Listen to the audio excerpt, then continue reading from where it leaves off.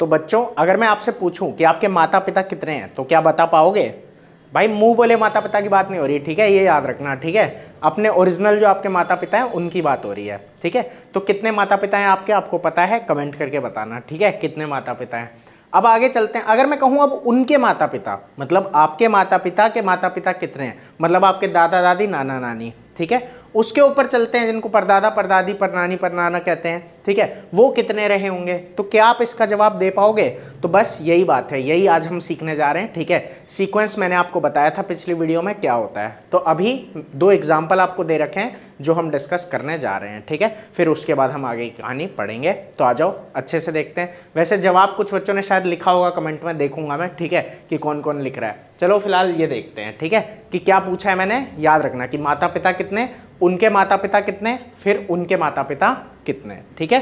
तो देखो यहीं एक एग्जाम्पल आपको दिया हुआ है, इसीलिए मैं आपसे ये पूछ रहा हूँ, ठीक है। ये एक छोटा सा आपके सामने एग्जाम्पल है। देखो ये क्या कह रहा है, ये कह रहा है कि assume that there is a generation gap of 30 years, 30 साल का जनरेशन गैप रहा है, ठीक है। आगे चलते हैं जरा।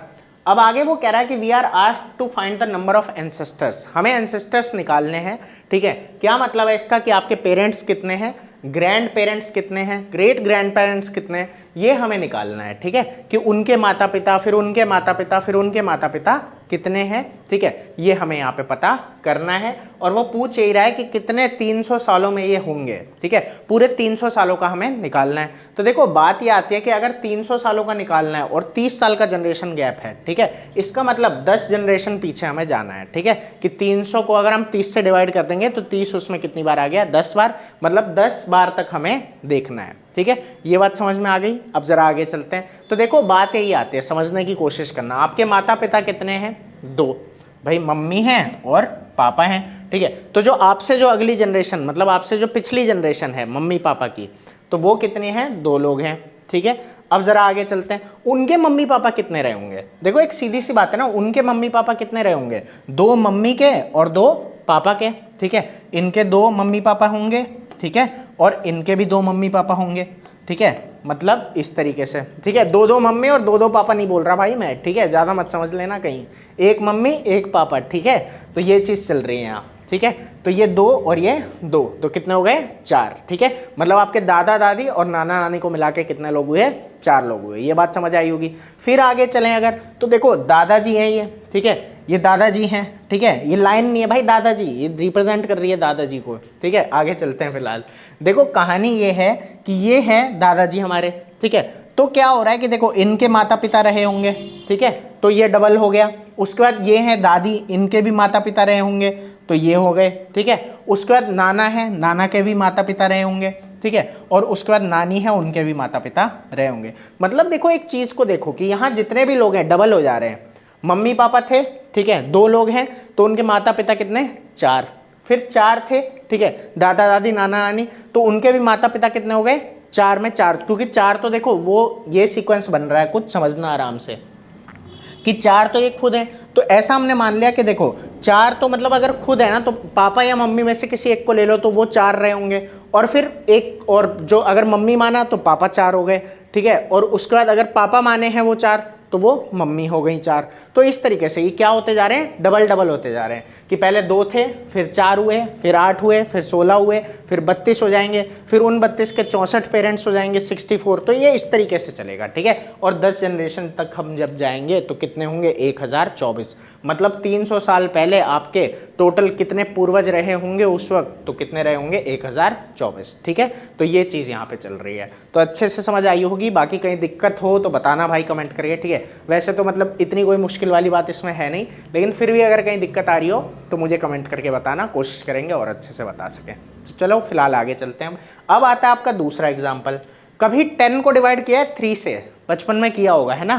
10 को 3 से डिवाइड इस तरीके से करते हैं। देखो मान लो ये है 10 डिवाइडेड बाय 3, क्या आएगा इसका आंसर? पता है? 9 10 पढ़ चुके हो भाई, पता ही होगा, ठीक है। नहीं पता तो कोई नहीं, फिर भी अभी बताते हैं। देखो वैसे पता होगा ज़्यादातर बच्चों को, कमेंट करके बताओ भाई पता है तो, ठीक है। देखते हैं। चलो खैर 10 डिवाइडेड बाय 3 आया, तो देखो क्या करना है। 3 3 जा 9, ठीक है। यहाँ पे क्या किया? माइनस किया तो 1 आ गया। फिर अब आगे क्या करेंगे हम? डेसिमल लगाएंगे। जब डेसिमल लगाया तो यहाँ 10 आ गया, ठीक है। तो फिर क्या करेंगे, 3 3 जा 9, फिर क्या होगा 1 बच जाएगा। तो ये आप डेसिमल लगा चुके हैं तो 0 हम लगा सकते हैं, फिर 3 आ जाएगा तो फिर 9 आ गया, ठीक है। अब ये ऐसे ही चलता रहेगा। तो बार बार क्या होगा कि अगर मान लो हम पहले स्टेप पे छोड़ देते हैं, मतलब 10 डिवाइडेड बाय 3 को 3 3 जा 9 पे छोड़ देते हैं यहाँ पे, तो क्या बनता हमारा क्वोशिएंट 3 बनता। एक स्टेप आगे गए तो क्या बना 3.3 बना, एक और स्टेप आगे गए तो क्या बना 3.33। तो ये ऐसे ही चलता रहेगा, ठीक है। ये बात आपको समझ में आ गई होगी। तो यही बात थी यहाँ पे, ठीक है। तो यही बोल रहा है यहाँ पे वो कि हम क्या कर रहे हैं कि सक्सेसिव क्वोशिएंट देख रहे हैं, ठीक है। जब हम डिवाइड करेंगे 10 को 3 से, ठीक है, कि at different steps of division, अलग अलग स्टेप पे डिवीजन के हम क्वोशिएंट को देखते जा रहे हैं। तो वहां हमारे पास क्या आएगा 3, 3.3, 3.33 ऐसे चलता रहेगा, ठीक है। और ये कभी खत्म नहीं होगा, ठीक है। तो यहीं से आपको एक और चीज पता लगेगी कि फाइनाइट सीक्वेंस क्या है और इनफाइनाइट क्या है। जैसे देखो यहाँ पे हमने क्या लिया, 10 जनरेशन तक का लिया, ठीक है, इतना। तो 10 तक में क्या आ गया हमारे पास, ये 10 वैल्यूज आ गई, ठीक है। तो वो 10 ही वैल्यूज है बस। तो ये क्या हो गया फाइनाइट सीक्वेंस, ये अभी आगे है, ठीक है। मैं फिलहाल बता देता हूं कि फाइनाइट सीक्वेंस किसको बोलते हैं, जिसमें नंबर जो है वो क्या है फिक्स है कि इतने ही टर्म आएंगे, हमें पता है, चाहे करोड़ों भी क्यों ना आए लेकिन हमें पता है कि हाँ इतने आएंगे, ठीक है।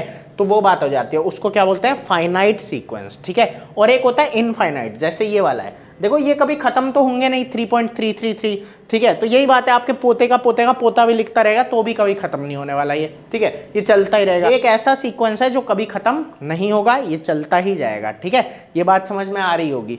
तो जब ये चलता जाएगा इसलिए क्या है इनफाइनाइट सीक्वेंस है जो कभी खत्म नहीं होगा। इसमें बहुत सारे टर्म्स आ जाएंगे, बहुत सारे नंबर्स आ जाएंगे बेसिकली, ठीक है। तो इतनी बात अच्छे से समझ में आ गई होगी, इसमें कोई दिक्कत नहीं हो रही होगी। तो यही 2 एग्जाम्पल थे, फिर कल मिलेंगे और अच्छी एक वीडियो के साथ। तो अभी इसको लाइक कर दो, शेयर कर दो और चैनल को सब्सक्राइब कर लेना ताकि आगे भी हम ऐसे मिलते रहें। तो चलो फिर मिलेंगे अगली वीडियो में, अभी के लिए इतना ही।